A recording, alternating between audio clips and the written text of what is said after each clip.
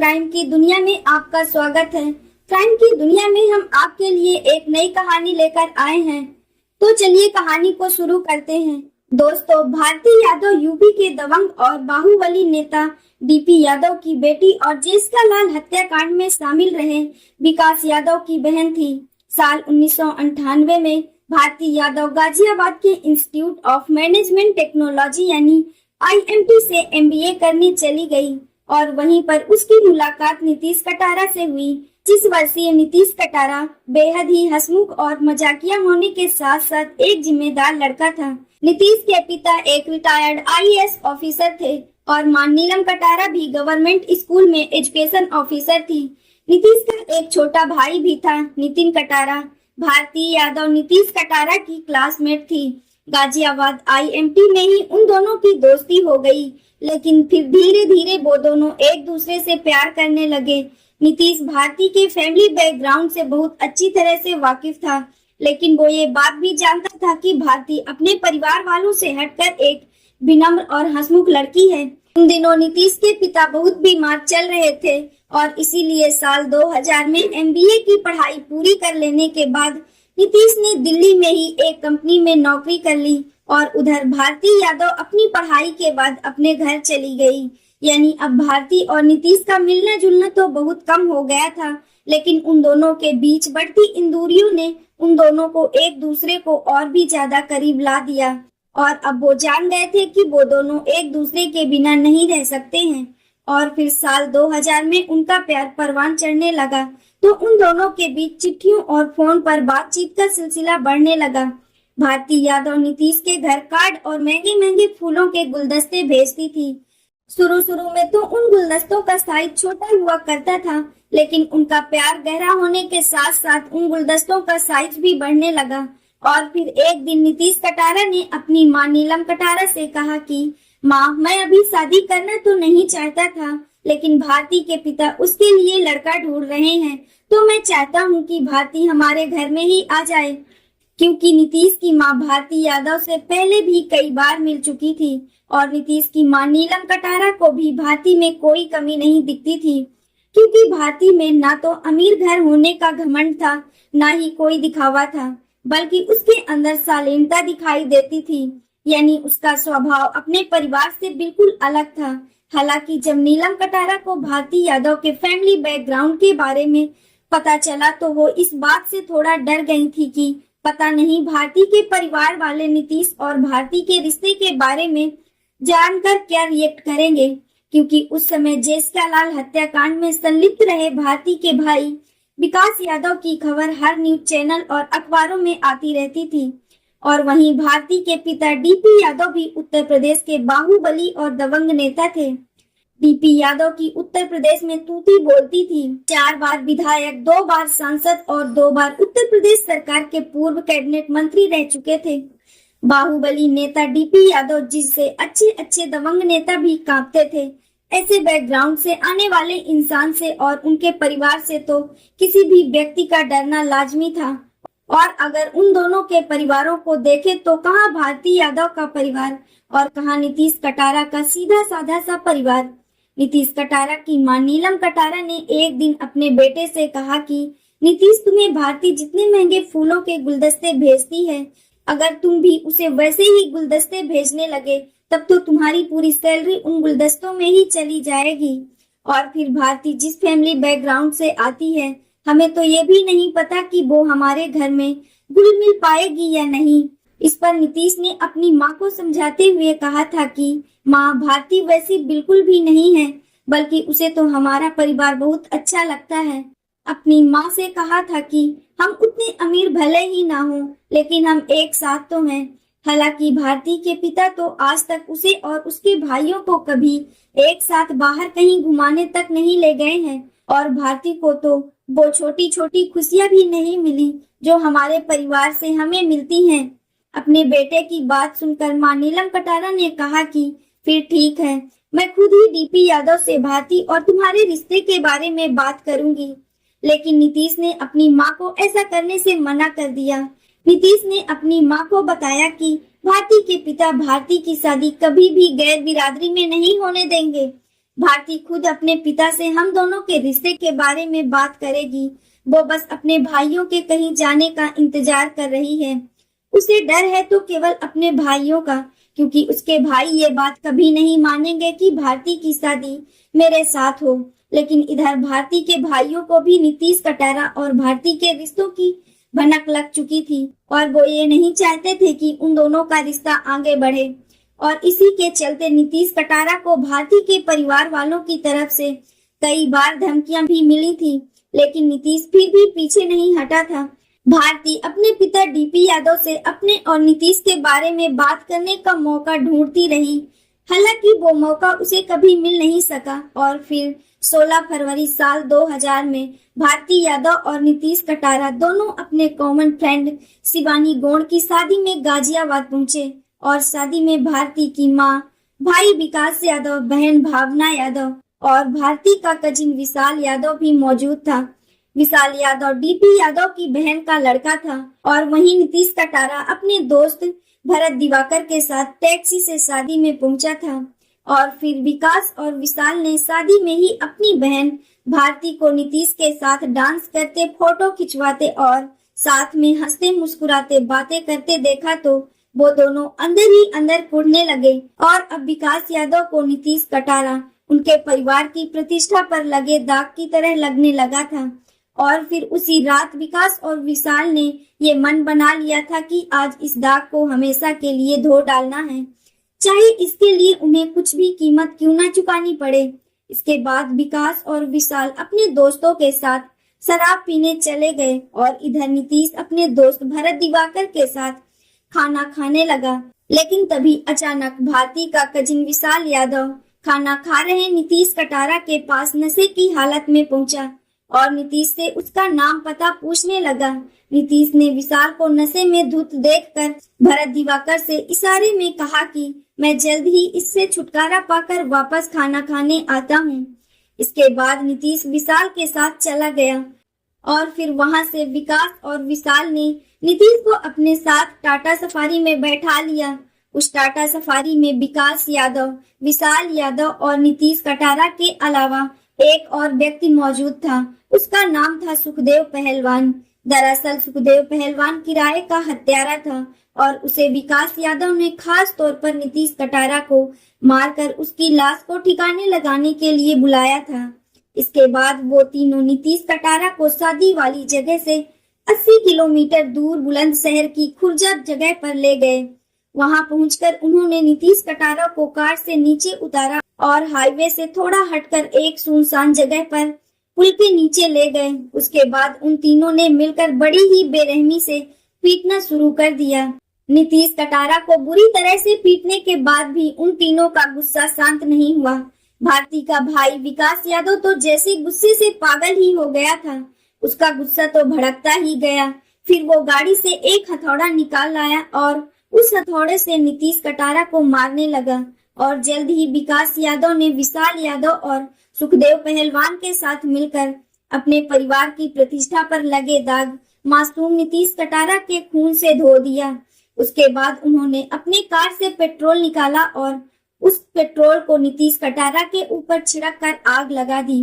विकास और सुखदेव पहलवान इस घटना को अंजाम देने के बाद फरार हो गए। इधर गाजियाबाद शादी में नीतीश के दोस्त नीतीश को ढूंढने लगे, क्योंकि नीतीश करीब 11 से 12 बजे के आसपास खाना छोड़कर विशाल यादव के साथ कुछ बात करने के लिए निकला था और उसे गए 2-2.5 घंटे बीत गए थे, लेकिन वो अब तक लौटा नहीं था। नीतीश के दोस्तों को उनकी फिक्र हुई तो उन्होंने नीतीश को बहुत ढूंढा, लेकिन वो उन्हें नहीं मिला।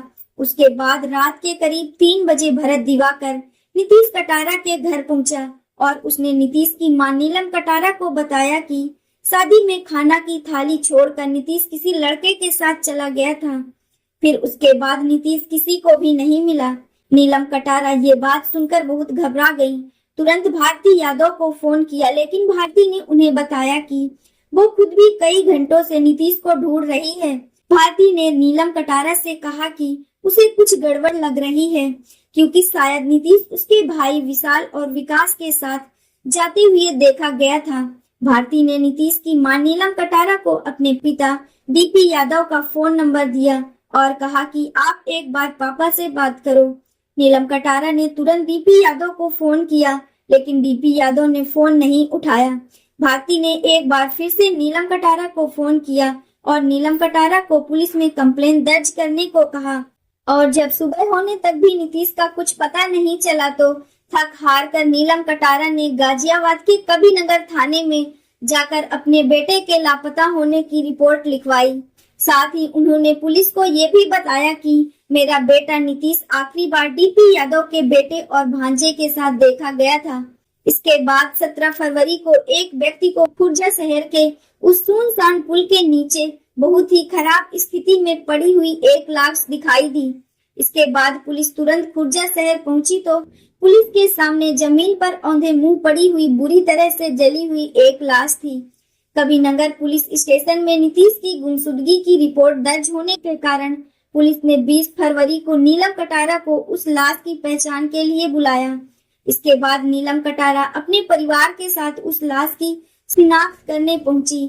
हालांकि उस लाश की हालत ऐसी नहीं थी कि कोई उसे देखकर ये बता पाता कि ये लाश किसकी है, लेकिन नीतीश कटारा का एकमात्र एक बायां हाथ ही ऐसा था जो जलने से बच गया था और नीलम कटारा उस हाथ को देखते ही पहचान गई थी कि ये उनके बेटे नीतीश की लाश है। और लाश के पास से एक घड़ी भी मिली थी जो कि अपनी आंखों के सामने अपने बेटे की लाश को देखकर नीलम कटारा की आंखों के सामने अंधेरा छा गया। उन्हें ऐसा लगा कि उनकी पूरी दुनिया ही खत्म हो चुकी है, लेकिन फिर जल्द ही उन्होंने खुद को संभाल लिया और उन्होंने मन ही मन में प्रण कर लिया था कि वो अपने बेटे को न्याय जरूर दिलाएंगी और नीतीश के हत्यारे को फांसी के फंदे तक ले जाएंगी। वो समझ गई थी कि अगर वो अभी टूट गई तो वो अपने बेटे को कभी भी न्याय नहीं दिला पाएंगी। नीलम कटारा ने इस हालत में अपने फैमिली डॉक्टर से पूछा कि दिल्ली में डीएनए टेस्ट कहाँ होता है, क्योंकि वो ये नहीं चाहती थी कि उनके बेटे का केस भी जेसिका लाल हत्याकांड की तरह ही ना हो जाए, जिसमें फॉरेंसिक रिपोर्ट को ही बदल दी गई थी और उन्हें डर था कि दोषियों को बचाने के लिए कहीं लाश को ही ना बदल दिया जाए, जिसके बाद डीएनए टेस्ट का कोई मतलब ही नहीं रह जाता। इसीलिए उन्होंने पुलिस से कहा कि ये लाश दिल्ली ले जाई जाएगी, ना कि गाजियाबाद। और बड़ी कोशिशों के बाद नीतीश के शव को दिल्ली लाया गया। इसके बाद उस शव का नीलम कटारा से डीएनए मैच कराया गया और जिससे ये कंफर्म हो गया था कि ये लाश नीतीश कटारा की ही है, क्योंकि आरोपी यूपी के एक बाहुबली नेता डीपी यादव के घर के थे। इसलिए जल्द ही ये मामला मीडिया में फैल गया। इधर पुलिस के ऊपर भी बहुत दबाव था, क्योंकि एक आरोपी विकास यादव एक बाहुबली नेता डीपी यादव का बेटा था, तो वहीं दूसरा आरोपी विशाल उनका भांजा था। और दूसरी तरफ पुलिस पर इस केस को जल्द सॉल्व करने का भी दबाव पड़ रहा था। एक तो मीडिया का प्रेशर था, दूसरा नीलम कटारा के परिवार में अधिकतर लोग अधिकारी रैंक के थे, तो उनका दबाव भी पुलिस के ऊपर बढ़ रहा था। शादी वाली रात यानी 17 फरवरी की रात को कुछ लोग ऐसे भी थे जिन्होंने नीतीश कटारा को विकास यादव, विशाल यादव और एक तीसरे व्यक्ति के साथ टाटा सफारी में बैठकर जाते हुए देखा था, जिससे उन तीनों के बयान लिए गए और फिर पुलिस विकास यादव, विशाल यादव और उस तीसरे व्यक्ति जो कि सुखदेव पहलवान था, उसकी खोजबीन में लग गई। और फिर 11 मार्च 2002 को पुलिस ने नीतीश कटारा हत्याकांड में इस्तेमाल की गई कार को बरामद कर लिया। इसके बाद 23 अप्रैल 2002 को पुलिस ने मध्य प्रदेश के डबरा स्टेशन से विकास और विशाल को भी अरेस्ट कर लिया। और तो और विकास और विशाल ने 25 फरवरी को पुलिस के सामने अपने जुर्म को भी स्वीकार कर लिया था। उन दोनों की इकबाले जुर्म की रिकॉर्डिंग भी की गई थी। हालांकि कोर्ट में विकास और विशाल दोनों ही बयान से पलट गए थे और एक न्यूज चैनल तो उस रिकॉर्डिंग को पाने में भी कामयाब हो गया था और उसने उस रिकॉर्डिंग को चलाया भी था। लेकिन कहा जाता है कि किसी प्रेशर की वजह से वो रिकॉर्डिंग फिर किसी चैनल पर दोबारा नहीं चलाई गई। यहाँ तक कि 23 अप्रैल 2002 को विकास यादव और विशाल यादव ने जिस पुलिस इंस्पेक्टर अशोक भदौरिया के सामने ये स्वीकार किया था कि नीतीश की हत्या उन्होंने ही की है, वो इंस्पेक्टर भी कोर्ट में अपने बयान से पलट गए थे। जबकि शुरुआत में उन्होंने भी कहा था कि कत्ल विकास और विशाल ने ही किया है, ये तो छोड़िए, इंस्पेक्टर अशोक भदौरिया ने उस कांस्टेबल ब्रजमोहन मिश्रा का बयान भी जज के सामने पेश नहीं किया, जो विकास और विशाल की कन्फेशन के चश्मदीद गवाह थे। क्योंकि ये मामला गाजियाबाद कोर्ट में चल रहा था, इसलिए डीपी यादव पैसे और पावर से अपने बेटे और भांजी को बचाने में लगे थे। उधर नीलम कटारा को विकास और विशाल यादव के खिलाफ केस लड़ने के लिए कोई वकील ही नहीं मिल रहा था, और अगर मिल भी रहा था तो डीपी यादव उन्हें खरीद ले रहे थे, और ये पैसे और राजनीतिक रसूल की देन थी, जो नीलम कटारा के वकील ने इस केस की सबसे अहम गवाह भारती यादव को जानबूझकर गवाहों की लिस्ट से बाहर कर दिया था। वहीं साल 2002 से साल 2004 तक विकास यादव को छोटी छोटी बातों पर करीब 66 बार बेल मिल चुकी थी, और नीलम कटारा ये अच्छे से जान चुकी थी कि अगर इस केस को जल्द ही यूपी से बाहर ट्रांसफर नहीं कराया गया तो उनके बच्चे को न्याय मिल पाना असंभव हो जाएगा। इसलिए उन्होंने इस केस को यूपी से दिल्ली ट्रांसफर करने के लिए सुप्रीम कोर्ट में एक याचिका दायर कर दी, और फिर 23 अगस्त 2002 को सुप्रीम कोर्ट ने नीलम कटारा की बात मानते हुए इस केस को यूपी से दिल्ली ट्रांसफर कर दिया, और नीलम कटारा के लिए ये एक बहुत बड़ी उपलब्धि रही। इसके बाद 23 नवंबर 2002 को कोर्ट ने विशाल और विकास के खिलाफ आरोप तय की। तीसरा आरोपी सुखदेव पहलवान, जो कि अभी तक पुलिस के गिरफ्त में नहीं आया था, उसके खिलाफ एक अलग मुकदमा शुरू किया गया। सुखदेव पहलवान को अगले साल 2005 में अरेस्ट किया गया। इधर एक मां ने अपने बेटे को न्याय दिलाने के लिए जमीन आसमान एक कर दिया था। उधर डीपी यादव अपने बेटे और भांजे को बचाने के लिए हर तरह के हथकंडे अपना रहा था। डीपी यादव ने अपनी बेटी भारती यादव को नीतीश कटारा की लाश मिलने के बाद इंग्लैंड भिजवा दिया था, क्योंकि कोर्ट में भारती यादव की गवाही नीलम कटारा के लिए बहुत ही अहम थी, और डीपी यादव बिल्कुल भी नहीं चाहते थे कि ऐसा हो, और भारती यादव की गवाही मांग की जा रही थी। भारती यादव ने इंग्लैंड से नीतीश कटारा के भाई नितिन कटारा को कुछ ईमेल भी भेजे थे, जिनमें उसने अपने पिता डीपी यादव पर नीतीश की हत्या को मंजूरी देने का आरोप लगाया था। लेकिन इन सब के बीच एक ऐसा गवाह भी था जो नीलम कटारा के साथ अंत तक खड़ा रहा। उसके बावजूद भी उसको उसके परिवार को कई बार जान से मारने की कोशिश की गई। उसके परिवार को प्रताड़ित भी किया गया। उसका नाम था अजय कटारा। अजय कटारा ने उस रात विकास यादव, विशाल यादव और सुखदेव पहलवान के साथ नीतीश को टाटा सफारी में जाते हुए देखा था। उसकी गवाही ने नीतीश कटारा को न्याय दिलाने में अहम योगदान दिया। इसके बाद कोर्ट ने 7 अप्रैल 2003 को भारती यादव को कोर्ट में पेश होने के लिए पहला समन जारी किया, और कोर्ट द्वारा ऐसे कई समन जारी किए गए, कई नोटिस भेजे गए, लेकिन भारती यादव कोर्ट नहीं आई, और इस तरह कटारा परिवार को न्याय दूर दूर तक नजर नहीं आ रहा था। लेकिन फिर भी नीलम कटारा ने हार नहीं मानी थी, क्योंकि उन्हें जो हार मानना था वो बहुत पहले ही मान चुकी थी। नीलम कटारा भारती की गवाही के लिए कोर्ट में बार बार अपील करती रही, ये जानते हुए भी कि भारती अपनों का ही पक्ष लेगी। लेकिन इस बार भी नीलम कटारा की ही जीत हुई, क्योंकि भारती यादव के कोर्ट में पेश न होने पर कोर्ट ने उसे भगोड़ा घोषित करने और उसका पासपोर्ट रद्द करने की बात कह दी। और इधर भारती का वीजा भी 30 नवंबर 2006 को समाप्त हो रहा था, जिससे भारती के लिए इंग्लैंड में रहना मुश्किल हो जाता। आखिर मजबूरी में भारती के परिवार वालों को उसे इंडिया बुलाना पड़ा। इसके बाद भारती यादव कोर्ट में पेश हुई।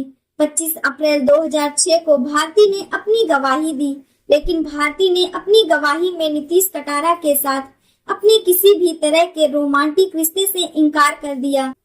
उसने कहा कि वो दोनों तो केवल करीबी दोस्त थे। भारती से जब नीतीश के भाई नितिन को भेजे गए उन ईमेल के बारे में पूछा गया तो उसने कहा कि मैंने तो नितिन को कोई ईमेल नहीं भेजा, और वो ईमेल आईडी भी उसकी नहीं है जिससे नितिन को ईमेल भेजे गए थे। लेकिन उसने कोर्ट में ये जरूर मान लिया था कि उसने नीतीश कटारा को उपहार और कार्ड भेजे थे।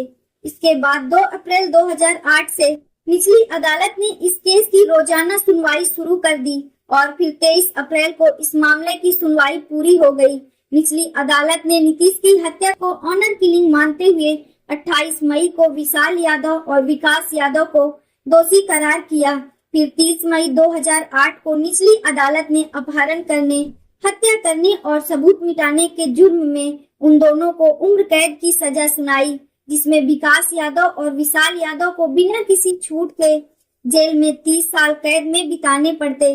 और वहीं 10 जुलाई 2011 को निचली अदालत ने नीतीश कटारा के तीसरे दोषी सुखदेव पहलवान को भी उम्र कैद की सजा सुनाई, जिसमें सुखदेव पहलवान को भी बिना किसी छूट के 25 साल जेल में रहना था।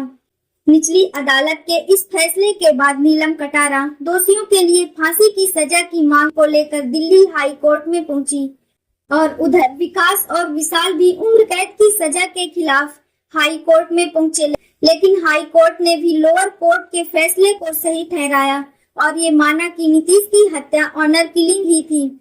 हाई कोर्ट ने यह भी माना था कि ये अपराध रेयर ऑफ रेयर की श्रेणी में आता है, लेकिन हाई कोर्ट ने अपराधियों को ये कहते हुए फांसी से बचा लिया कि दोषियों में अभी भी सुधार की गुंजाइश है। और दिल्ली हाई कोर्ट ने भी 2 अप्रैल 2014 को लोअर कोर्ट के फैसले को बरकरार रखते हुए विकास और विशाल यादव को बिना किसी छूट के 30 साल कैद और सुखदेव पहलवान को भी बिना किसी छूट के 25 साल कैद की सजा सुना दी।